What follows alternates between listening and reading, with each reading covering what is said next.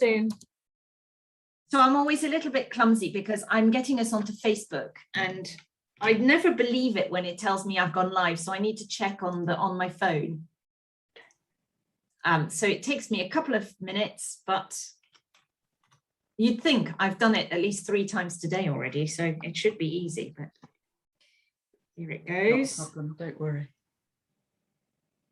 Usually by the time that I found my group on the phone, it's nearly there.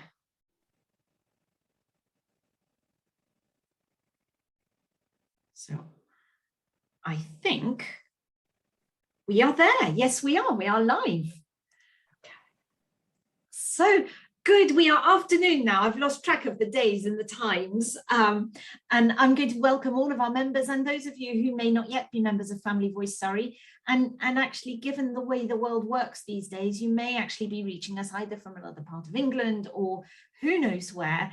But I'm really thrilled to welcome Jackie back from Contact. And many of you will have seen Jackie's presentation on Tuesday about money matters, where she was talking all about the various benefits that families are entitled to when and that they need when they've got a child with additional needs, because you explained beautifully the costs that families incur. And I think, no, I will stop jibber jabbering soon and let you talk. But I think that for me felt like a nice part to start, because so much of that feels normal when it feels like we're looking after our child and yes, so they need, you know, sheets cleaning 5 times a day, but that's part of my job as a mum, surely. And there's something really tricky to overcome, isn't there, in saying, well, actually, my child's entitled to this benefit and I should apply for it. And I wonder if you have any words of wisdom about helping parents overcome that feeling of guilt, maybe, or that we're somehow being greedy. Yeah, well, all I would say is that the benefit is there for exactly the type of things that I said on the actual presentation.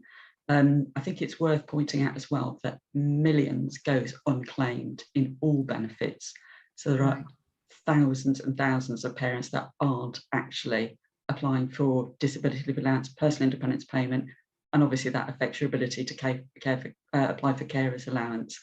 That's what the benefits are there for, to help meet the additional costs of looking after a child with any type of additional need. Yeah. If anything about your child is creating that extra cost, like things having to have, and this is very topical, the heating on during the night because they never go to sleep.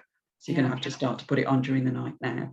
Your bills are higher through no fault of your own and through no fault of your child. It's because of their needs. Mm-hmm. So all I can say is don't feel guilty for applying for it. It's there for you to apply for, to access, to help you to give the best quality of life to your child, so that you can actually buy all the things that they do require that other children may not need at all or so much of. Okay, the extra one-to-one tuition with their literacy because they're really struggling with that in school. That's what DLA is there for. And as I pointed out time and time again, it is totally up to you to decide how you spend that money to improve the quality of your child's life. And that might be indirectly by helping you in some way so you can offer your child that quality support. Yeah. Okay, but just bear in mind that millions of pounds goes unclaimed. So there are lots of parents that aren't applying for this benefit. And I think it's really important, isn't it, for our families to hear this, because the narrative in the wider society is that benefit claimants are somehow taking advantage of, and the system is breaking. And actually, as you say, in the world of disability, and particularly with children, there is, I think the way that I found myself squaring things in my mind was saying, well, if I don't claim it, that doesn't mean that money is going to help a family that's less well off than me. And actually we found it's what got us through. There were sometimes when that is what got us from one end of the month to the other. I wasn't able to start work until 2 years ago. And it's a real break. One of the questions that we've been asked, and that really, really chimed with me. You talked about keeping paperwork, you know, those early diagnosis letters, because you never know when you'll need them. I've had various filing systems in my parenting. All three of my children have quite complex needs. I bought a filing cabinet, and one entire drawer, they each have a huge drawer full of stuff. And yet I've lost so many letters and bits of paper. What is there any advice that you have? First of all, if I've lost those letters, can I kind of make do? And maybe more generally, how is it best? Should we keep our letters kind of by consultant, or by you know, what is it for, or by chronology, by time?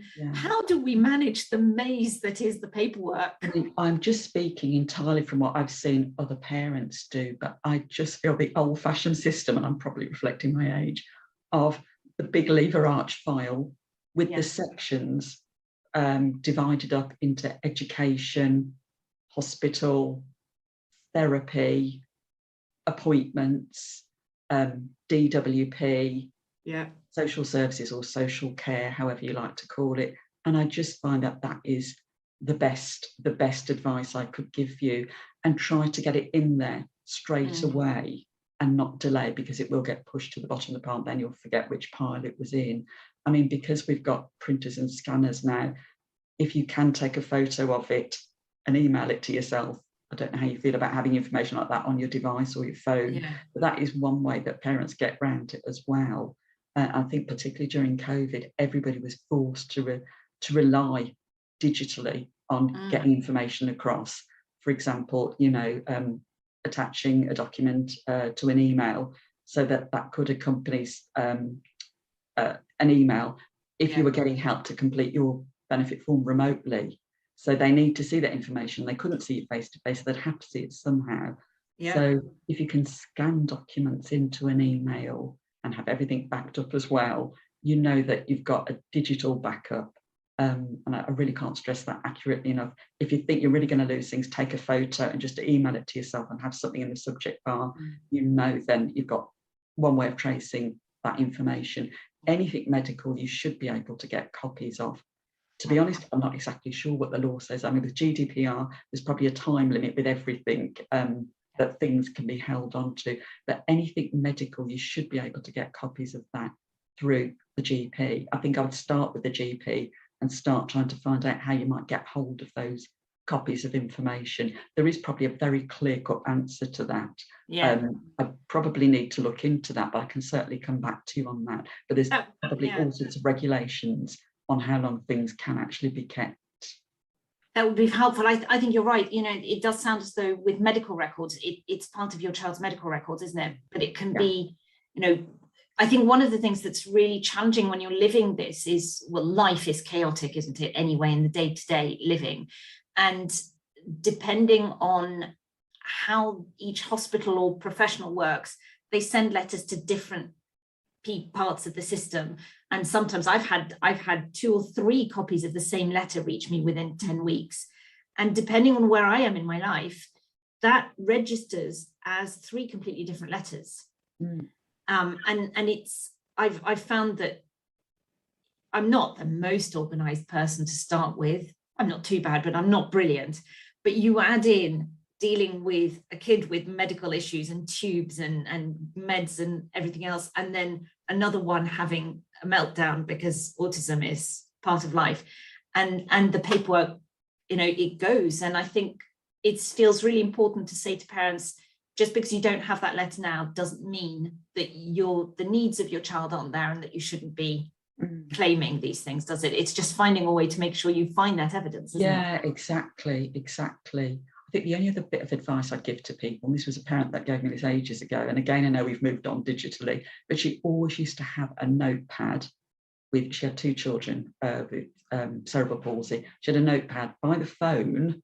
Obviously, it's difficult now because we've all got mobiles, and she would just always take a note of when she rang somebody and who she spoke to and the time, which was useful, particularly when you get into the realms of benefits and DWP and talking to different departments about money. It's always useful to have a record of when you rang, who you spoke to, because all those calls will be recorded. So if they claim that they didn't receive something, something got lost, you can actually turn around and say, I made that call, I understand you record, please track through the records. This was the time I rang, person I spoke to, I'll leave it with you. So that's just a brilliant tip.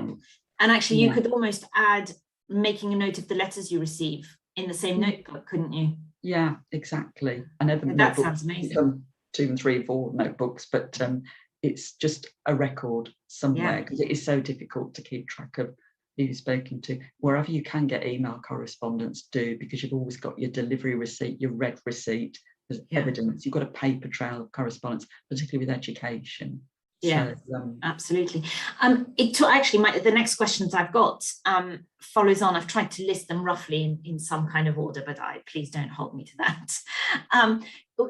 In this notion of the fact that we have to evidence the need of the children for claiming benefits, particularly when they're little and if they don't have a diagnosis, we rely a lot, don't we, on nurseries or preschools. What can we do as parents if our child if their needs aren't seen by the nursery, either because they're masking or because the nursery is seeing a naughty child rather than a child with additional need? Have you got any ideas of where a parent like that can get that additional evidence? Yeah, it is difficult. I think this is where it comes down to you having good communication with places like nurseries and playgroups and after school club, whatever, and really trying to educate them about your child's difficulties. I know it's hard, especially with education, because they are not medically trained, they're teachers or nursery nurses. So it is always a difficult one. This is never easy, but I think the more you can educate, and perhaps if there is a specialist group, like a voluntary group, an autism specialist group in your area, seeing if there's any way that they could actually talk, so it's not coming from you, the parent, whether they could do any training or awareness, or just have a conversation with them, a one-off, to explain there is such a thing as masking, and a lot of children are very good at doing this and hiding their difficulties, so they will look very okay and fit in with everybody else in school or nursery. But the difficulty is when they come home, their behaviour just changes because their anxiety levels are so high. So I think getting anyone to do a little bit of awareness raising or training from an organisation, and there usually are some organisations you can tap into, even if it's a national organisation, they've got a fact sheet or something about masking or the signs and symptoms of autism. But I think the onus is on you as a parent to really sort of try and communicate your situation, explaining about your child's difficulties, explaining that people are starting to get involved. You're not at the point of being able to say what the cause of your child's difficulties are, but people have got concerns. You've got health visitors still on board. You've got, your GP you've been to a couple of times because of the sleep problems. So let them know there are issues. It's not just you as a parent who's, making a mountain out of a molehill, but try and get somebody to do that awareness raising, particularly for things like sensory issues, because a lot of, again, schools, the teachers, they're educationalists, they're not medically trained. They do find it very hard to get their head around sensory issues. Yeah, they do, don't they? And it is difficult with a child, again, on the spectrum, because their behaviour might vary. They might have had a brilliant start to the day, so they can just about tolerate the loud noise of the classroom. If they have a bad day, it didn't start off well, something went wrong at home, they're very wound up, they cannot cope with the bright lights or the crowds that day. So the behaviour is going to be quite different. So I think that's the sort of information that needs to be got across to other people. This is why you'll see variations in performance on a daily basis. So again, it's a lot of emphasis on you. You're like a teacher. It's hard because you're almost you're teaching the professionals so that they can read what you already know. Yeah, I know. Masking is a huge problem to try and explain to teachers. A huge problem. If you're applying for DLA, would it be helpful, do you think, to get some information from somebody, for example, like a short breaks provider who's seeing your child in a play scheme? Absolutely. That would count. Anybody that's not you, and preferably not a close relative, although I know a lot of close relatives do help out, because they're the only person that can cope with, you know, your child's difficulties. So it may be that your sister or your mother is the only person your child can tolerate looking after them and cope with. But the sort of further you get away from close family, the better it looks, because it's not coming from sort of just you. And as I say, remember when I was first doing one of these, it was my second one actually, and I didn't know where to get the evidence, and I didn't know how, you know, I was really kind of grasping at straws. But I remember asking a shoe shop salesperson to write me a paragraph, because she'd seen me have to rugby tackle my child. Yeah. And I will never know whether that was important, but I think I was just trying to find anybody and everybody who saw my child the way that I experienced them. Yeah, I know. And I know parents sometimes send in photos if they're, I know one parent, her child kept trying to eat bits of the furniture, the foam, again, sensory needs. So she actually took photos of the furniture. Right. I know photos are a difficult one, because they change the rules about videos and photos and what have you. But I think send it in, let them, you know, make the decision on whether they will accept it or not. But that's just an example. Or I know somebody who sent in a picture of the child's bedroom when they'd actually had a meltdown and they trashed it. They sent that in, and it had the date on the photo and what have you. So it wasn't the actual photo of the child themselves, but it was the bedroom. So that might be another thing to actually send it. But yeah, anybody that can evidence, it doesn't have to be a person, it doesn't have to be a professional, anybody. I think that's really helpful. Yeah. And I think one of the things that from what you're saying, because you as a parent are making the claim, in a way you can kind of flex the rules, can't you? So you can choose to say, this is a piece of evidence, like a photograph or something like that I want, which in a lot of statutory processes, there are so many rules on there about what you can and can't include. It's good to know that we've got that flexibility to say, look, I'm going to show you in any way I can. One of the things that really struck me and others based on questions was, I'm kind of jumping to the end of the DLA bit, I suppose, but you were talking about the tribunal process and saying that actually it's always worth appealing, because there's things, and that feels really frightening. But one of the things that really struck me, it sounds as though the tribunal is the first point at which a medical professional might see the evidence that you've submitted. Is that right? That's right? Yeah, that's right. Up to that point, it's been DWP. Yeah. So they used to send doctors out to assess children, but they rarely do that. In fact, I've never known them do that, but they do actually put that somewhere that, you know, you might be assessed by a doctor. But no, I mean, in about 99.99% of cases, it will be the first time that you get somebody actually looking at the evidence, at your application, not the evidence. So yeah.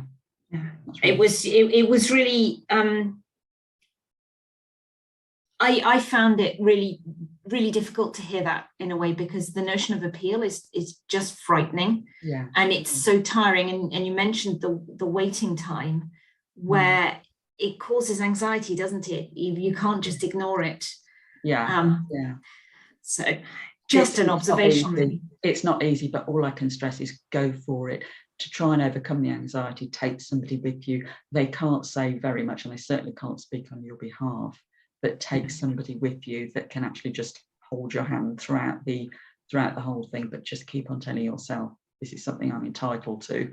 Think of them spending a day, that judge spending a day or a week, more realistically, with your child, trying to get them to school and back and what have you.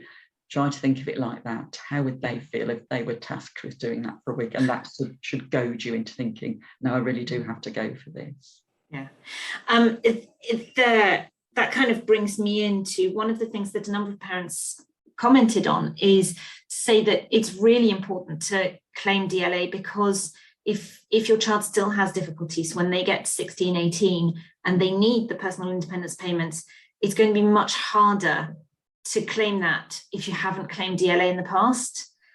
Yeah, I mean, they are with PIPs starting from scratch all over again.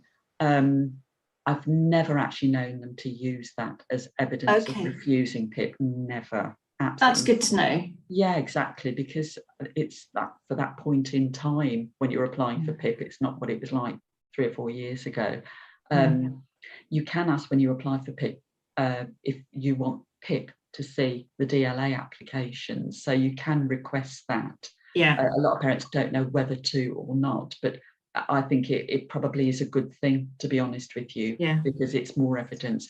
But again, PIP is starting from that point in time when they turn 16, so I wouldn't get too worried about if you've not claimed DLA before. And also the PIP is asking for completely different things. For example, cooking a meal. In DLA, you don't need that question doesn't apply. Doesn't come up. If your child's only problem is preparing and cooking a meal, they would qualify for PIP, but they wouldn't have qualified for DLA. So that's just an extreme example. And actually, we have a parent that says, you know, when moving from DLA to PIP, your child's needs don't change, but you can lose payments. How can you manage that? The way around that, which I kept stressing, is get help to fill the PIP form in. Try not to do it on your own first time round. In fact, try and get help every single time, even when it's up for renewal. Be aware of the PIP criteria, and Contact has got a really good fact sheet, on a booklet on personal independence payment. You really need to see what the definition is of communication support, preparing a meal. You need to actually, and they have very specific language, don't they? Yes, yeah. But I found, so we had, it's interesting because I think it marries up with the questions that we're asking, which are around what do you do if it doesn't go well, I suppose. And what I find interesting is my very first DLA application was done with my health visitor. I had a wonderful health visitor who helped, and I don't know if they have capacity now to do that. I would say, from what you were saying, you gave us that wonderful website, Turn to Us. The people that we signpost parenting most to are Action for Carers, who are really, really good at helping parents with that. We did this application with my health visitor for how old was he? He was 6 months old, and he had leukemia and congenital heart disease. He was, and it got rejected. And I think for me, the lesson from that is that they make mistakes. And I was supported by my health visitor to, we did ask for a reconsideration, and it got through. Of course it did. But that was interesting. And it's interesting to me that of my 3 children who've gone on to get personal independence payment, the same child we moved on a couple of years ago. And I thought, well, this one's going to be easy because, he's still tube fed and he's in a wheelchair and this, that, and the other, and blah, blah, blah, blah, blah. And we had loads of evidence. And he went from higher rates in both mobility and care for DLA to 0 points in PIP. And I kind of went, what? Now, luckily, again, I've been through the system enough that I knew to ask for a reconsideration. And we went from 0 points to 32 points, which is huge. And I think that, I suppose the lesson there is that you have to, what you've written is right. And you do need to challenge it, don't you, and say, go back. Definitely. And I come back to the knowing the definition of the word. Also, the point system. Citizens Advice Bureau on its website has got the PIP descriptors and how you get the points. So I'd say look on the CAB website and you will see that the number of people that have got PIP that didn't know about that. And when they looked at it, think, oh, I wish I'd known this. Because I would have known that because my child can't, reach up to wash their hair because of a problem with that joint or something, they should have scored 4 points. So you've really got to know how to score the points and then think about applying it to your child's young person's situation. So another question that came, which follows on beautifully from this, Jackie, is we know that there are descriptors for PIP. Are there similar descriptors and criteria for DLA or not? Not specifically. Right. Not specifically. It's more that you've got to be giving your child extra help for at least an hour to get low rate, more than an hour to get middle. It's more the sort of description of the difficulty. And again, as I kept stressing, don't put down in the form, don't word it, I help my child to get dressed. It's always my child needs help to get dressed. And the same with PIP, my young person needs support. By prompting, I have to keep encouraging them to get dressed or something like that. So again, it's wording it like that. Absolutely. But just going back to PIP, definitely get advice on completing it, and also know the descriptors, because you've really got to word it. Also bear in mind they can generalise. They will ask about other things your young person does in their life, like what hobbies do they have. If they happen to say, my hobby is going to the gym, even though you accompany them and they wear their ear defenders, they will say that shows good cognition, motivation to go out, and therefore no mental health issues. So you've really got to be aware that they're looking at everything you do, that your young person does in their life, to actually make that connection as to why they shouldn't give you points. Do you know, we had something very similar with my son. In the assessment, he'd mentioned that he loves PE and he does PE 5 times a week. And so they said, well, clearly had no mobility issues. And I had to go back and say, he does PE in a special school. And on the days he does PE, he's then in bed for 3 hours, or he'll miss school the next day, or whatever it is. And you're right, is that the onus does come back to us, doesn't it, to be really specific about and recognize. I think one of the questions that came in was a mum who said, you talk about comparing what my child needs compared to another one, but I've never had a 2-year-old before. He's my first child. And how do I know what's normal for a 2-year-old? Difficult. It is difficult. I mean, this is where I know when we do these presentations we used to do them face to face, we used to give parents a developmental checklist just as something to be going on. By this age, a child might start to do this. By that age, sometimes it's just necessary to go off that. But if you're going out and you're actually going to anything and you're seeing other children in shops and what have you, just sort of think, well, how are they managing this environment? Are they able to stand and wait for their parent to say, or every time you go into that shop, does your child start to the meltdown? The minute they know they're not going to get something, or you're not going to walk round in that direction, you have to do a different direction, they close the aisle. Does that child who's roughly the same height, how do they react to being told that?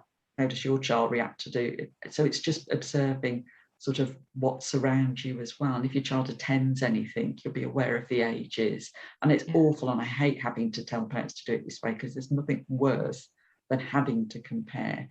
But just for the purposes of benefits, and I'm so eager for people to get this benefit so they get more money, just try and think like this, you know, for those purposes.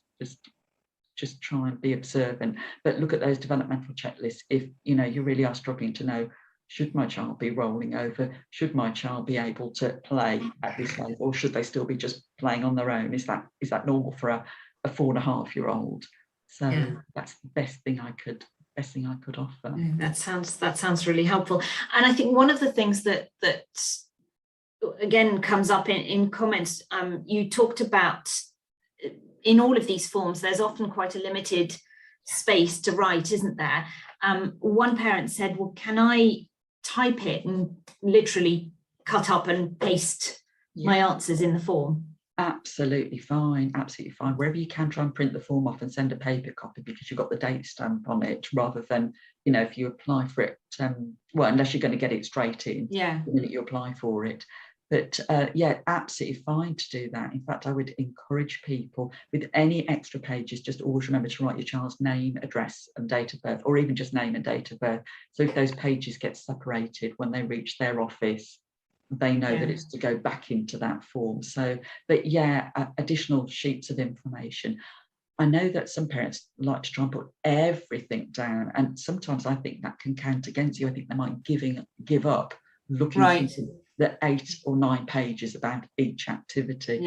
So don't go overboard, but certainly don't feel you've got to fit it into those 4 lines if you know you've got 3 times as much information to give about that. The more information you give, the better. But I just say don't go mad, because the risk is that they will just, you know, perhaps fit over that information. It's interesting, because I over the years I've kind of honed my way of doing it. I had wonderful help in the beginning, and one of the things, I have a Word document on my computer, and I type it all there, and then I will print it out, and I'll literally cut out each bit and stick it with sellotape on the form, because I think you're right, is I don't want to overwhelm people with Yeah. information, but first of all, I want to be able to write a little bit more, and type is smaller than handwriting.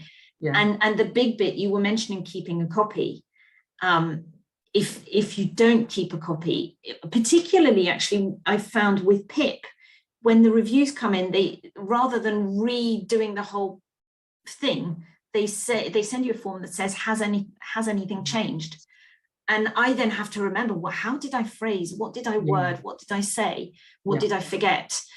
So having that as a document that I can either reprint out or look up. Definitely, and more so with PIP, more so. Yeah. And again, with the review forms for PIP, they are much, much shorter. It looks like a tick box exercise. It looks like if I tick no change, they will just keep giving it me. But please don't be, don't be swayed by that. They want almost as much information as the first application. They want to know that, things haven't changed. Some people who tick that actually get it removed because they think that's a sign of your child or your young person is stable now and doesn't need any extra. So literally put the same amount of my young person needs prompting or physical assistance to get dressed because of this difficulty. Refer to the diagnosis or the diagnosis letter or report, and still give a description of how your young person manages. So, do you know, I'm going to take that on board because I've had to phone them. We just got, for my daughter, we got her PIP review came up this summer and it was done. And I was a bit surprised. I was expecting her to have higher rate on mobility. And then again, I looked in my paperwork and thought, oh, okay, no, when we filled it in together, we didn't mention her anxiety around public transport. That's on me. But she's had a number of changes. So I phoned up, scarily, 3 months after getting the award, I've actually had to phone and say, we've got to change the circumstance because things have got worse. So I've got to do it by tomorrow. I've got to get on with it. But actually knowing that, I think I could easily have done, no change apart from this. So I'm going to take that on board and do my homework properly. And again, they will use all sorts of reasons. They will say things like, no involvement of mental health services in the last 3 years, therefore condition is stable. But it might be that you've had no engagement because your young person refuses to engage. So they need to know, refuses to cooperate with any treatment, paranoid about medication, cannot cope with one-to-one or group therapy. That is why there has been no engagement with mental health services. They need to sit in black and white. It's not a sign your child's difficulties have gone away or they're stable. They still have the difficulties. This is why they haven't seen anybody. Absolutely, thank you. I've just had a question come in which fits into here is, and I haven't had to do one of these, so I certainly wouldn't know. What does the DLA renewal form look like? Is it a review or is it just the same form that you filled out? Exactly the same. So you just redo it. Form. Yeah, the only thing that's shorter is if you ask for a change of circumstances. So, for example, if your award is not due to run out for another 2 years and things have got more difficult, and you want them to look at your child's award again now, you can ask for a change of circumstances form, and that is much shorter.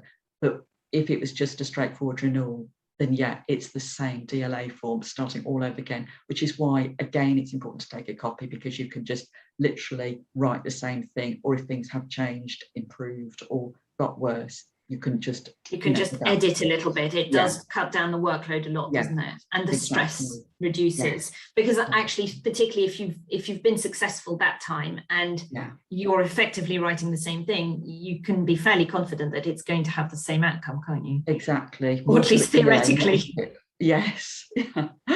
That's it. So one of the questions are coming in thick and fast, which I love. If you get DLA, do you need to let Universal Credit know? If you get other benefits, always let them know that you get a disability benefit because it will mean more added on to the disability benefits.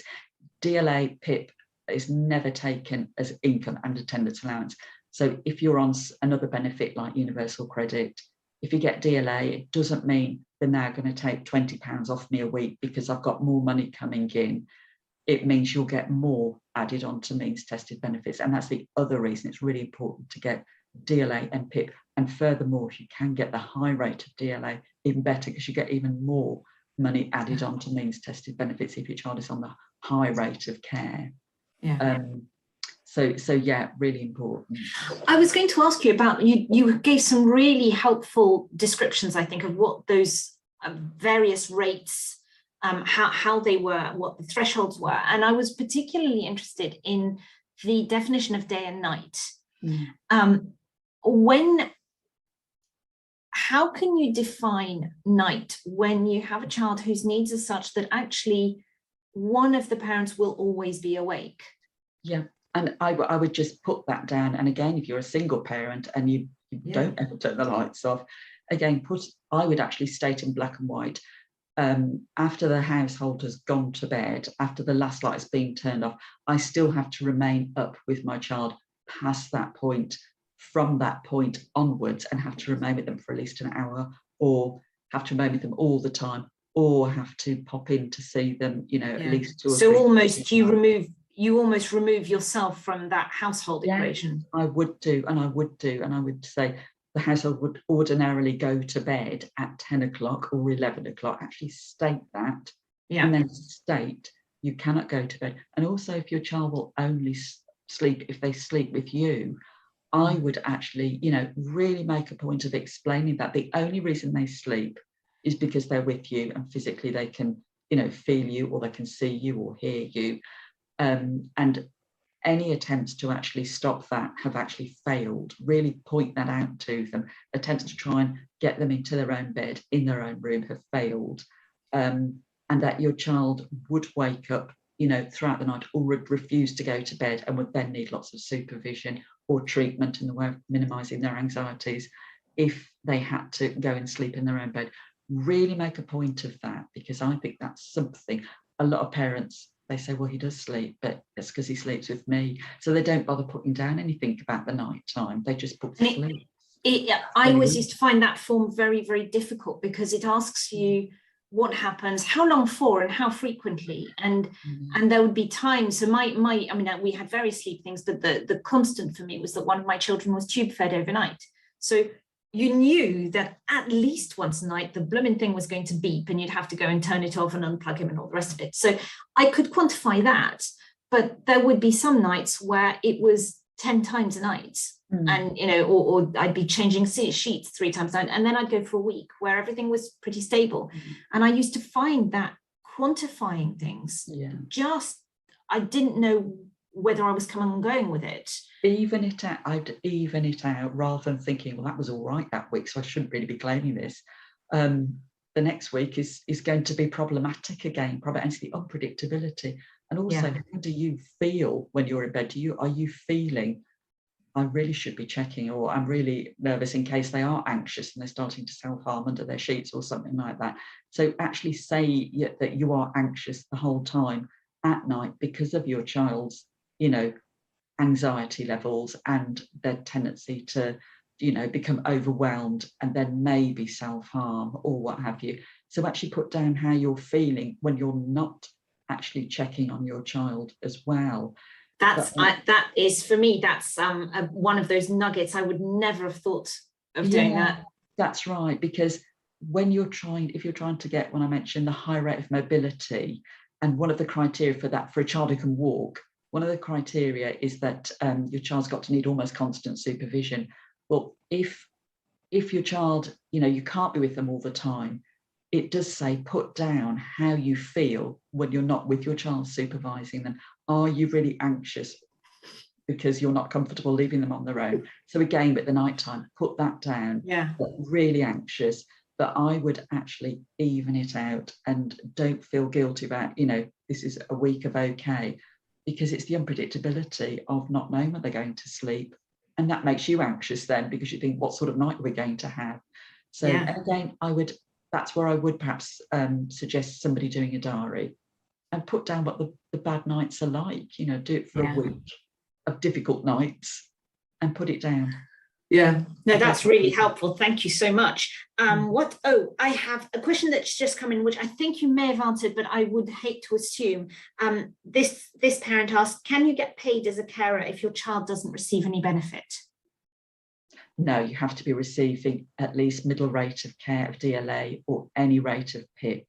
You have Right. to. That's the criteria. So that's another reason for applying for DLA or PIP, isn't it? Exactly. You won't get anything, you know, in terms of being a carer if you don't get the benefit. That's the other reason we really want people to apply for it, because it opens up that. And even if you're not able to get carers allowance, you know, you might have an underlying entitlement to being a carer for other benefits. You know, if you earn too much money, still apply for carers allowance because it will give you that underlying entitlement to perhaps other things, like national carers credits to go towards your national insurance record. Yeah.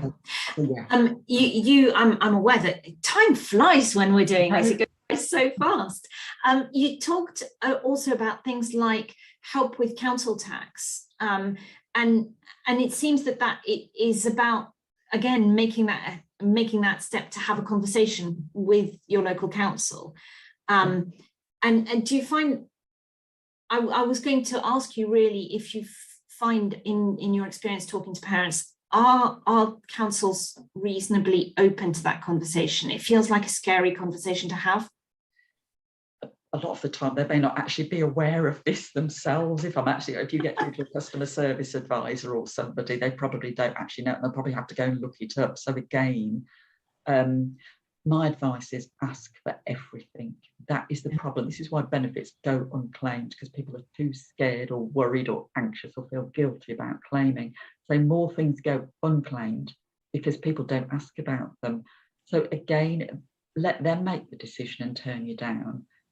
Give them the facts. You know, if you are using that middle room downstairs as your child's safe space because they've got to have somewhere to relax and wind that's within earshot of you when you're downstairs, you know, give them the facts, tell them how it actually is, and apply for it. I mean, I would just apply for it and see what comes back. And again, if you're not entitled, they'll tell you, they'll say you don't meet the criteria because really, you know, your other children are going to that room and they're also playing. So it's not really just your disabled or child with additional needs. Yeah. Don't be afraid to just apply for it and see what they say. Their job is to decide. It's not up to you to decide. You just give the facts. Obviously, you can't blatantly lie and suddenly make out you're using this room when really it's not being used. But absolutely, try and let them make the decision, and do that with everything. There's a couple of things. So I love it when parents come and tell us stuff as well. And obviously we are in Surrey, and this parent has really helpfully reminded me that there are a number of carers grants available either through your GP, and in Surrey, a lot of them are administered by the Surrey Independent Living Council. But I think you'd probably go for the same thing there, is ask. Yeah, and always go, that's why I kept harping on about your local carers centre, because they are really good sources of information about anything to do with looking after or supporting somebody who's got additional needs or a disability. Ask them what support is there for carers in this area, because every area will operate differently. Every area will decide what support they will give to carers. It's not like a national, you know, every carers centre has got to give this to carers. They've all got to give support. But as for other things they offer, some places might offer grants as one-off. Other carers centres might offer, you know, some sort of respite break or therapy sessions. So they all do things differently, but find out from them what support there is in every respect, financial and support. I think that in Surrey, that's Action for Carers. I'm just, the reason I'm kind of thinking I must go and if I will go and do my homework, but I've not actually heard of the phrase carers centre in all the time. So I think it's probably the service that Action for Carers provides. Things where I live, it is actually called the Carers Centre, but in a lot of places it is just called the Carers Centre. But yeah, it in other places it may be come under a different name. But if you just either Google Carers Centre in and put your postcode, or look on the Carers UK website, they will be able to tell you where your nearest Carers Centre is. And everywhere, it's part of the Children and Families Act 2014, every local authority has to have a carers centre, because that legislation recognised how unsupported carers were and how local authorities had to do more or to try and support carers. So everywhere has a carers centre. It may not be called that, but everywhere has one. Brilliant. We here at Family Voice, we're going to go and do our homework and make sure that I'm pretty sure it's Action for Carers, but it would be, I will double check. I think I've got one last question, if that's okay. And it feels sometimes a little bit kind of almost looking too far ahead, particularly when we're thinking of younger parents who've got little ones. But at the same time, particularly if you've got a really serious and complex little one, there's a real fear of the future. And the question that I've got here is what about planning for your child's future when you're no longer around? Have you got any kind of signposting or advice around that? Yeah, it is a difficult one. Nobody ever wants to think about it, whatever age you are. But the one thing I would say is once your child does get to 16, they are actually able to claim means-tested benefits in their own right. Young people in special schools with PIP can actually, or in non-advanced education, can actually apply for universal credit if they can't work. That means that they can start earning money in their own right. Even if they're in education? Yeah, that's right. As long as they get PIP. Yeah, Contact has got a brilliant information sheet, universal credit for 16 and 17-year-olds. Do look at that. It's a highly complex and challenging process to apply for it, but it is possible. And a lot of young people are missing out on this benefit because when universal credit came in, it all got very complicated and parents just gave up and they thought, well, I'll just carry on getting child benefit. But a young person, and you might be better off as a household, you might not, but you might be better off if your young person started claiming universal credit in their own right. So that would be something to ring our helpline about, and they probably would book you a call back with one of the welfare benefit specialists to work out if that's good or bad. But just be aware that if some parents are in the fortunate position where they can start to save money, for example, the DLA, I know one parent, she was putting DLA away for her young person for when he went to university at 18. She then applied for benefits for when he got to 16. She applied for what was employment and support allowance. That's now gone. You have to apply for universal credit. Didn't realise her young person had too many savings because she kept on saving his DLA up for him. So this is where I come back to the point of think about that sort of scenario. It might be worth considering something like a trust fund, a discretionary trust, setting that sort of thing up, because then if that's set up, then they can't take account of your monies, and that won't stop that. Your young person can still claim benefits. So think about setting up a discretionary trust fund if you think your child might be in that position. If grandparent or somebody else is saving for them and it's in their name, just be aware that that might count against them when they get to 16 or 18, and they won't be able to claim any other means tested benefit. So trust fund is one thing to think about. And I know that MenCap has got a lot of information on that on its website. I know not every young person has got a learning difficulty, but the MenCap information could be applied, I think, to any sort of disability. But yeah, thinking about, and again, I'd probably direct people to the MenCap website. Obviously, you can become an appointee for your child's benefits if they can't manage themselves, if they've got poor numeracy, or they spend all their money, they couldn't be responsible about it. Once your child gets to 16, you could become their appointee and you would have control of all their benefits from the DWP or wherever. But if it's other decisions like care and what have you, then that's when you have to go down the route of power of attorney. If your child has got capacity and once they become an adult, they're able to appoint people to look after their affairs when they get older. Or if your child's got a learning difficulty and has not got capacity to make those sorts of decisions, then it's going down the deputyship route. And again, MenCap's got lots of information on how to become a deputy, who might need a deputyship and what the role involves. So I direct people to the MenCap website, and they've got a good legal department, but you can actually phone up and speak to somebody. Fantastic. As for money, just be aware that at 16 you can become your child's appointee, but think about that issue about money building up in their name. That will count against them if they do want to claim benefits once they get to 16. They might not be eligible because they're over the savings limit. Great, that's fantastic. Thank you so much, Jackie. I think we've covered the questions that I've been sent, and it feels like my head is already kind of feeling about twice its size with all of the information to process. Thank you so much for giving your time, and not only the really comprehensive presentation, but I think this has been such a helpful follow-up. I hope so. Yeah.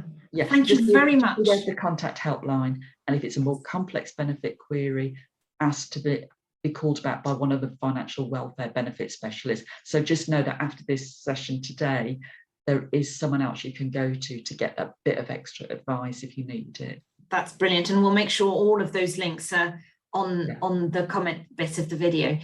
Thank you very, very much, Jackie. And after all that, I urge everybody to go and get a cup of tea and store all of this up to process and to dip back into when you need it. Thank you so much. Bye-bye.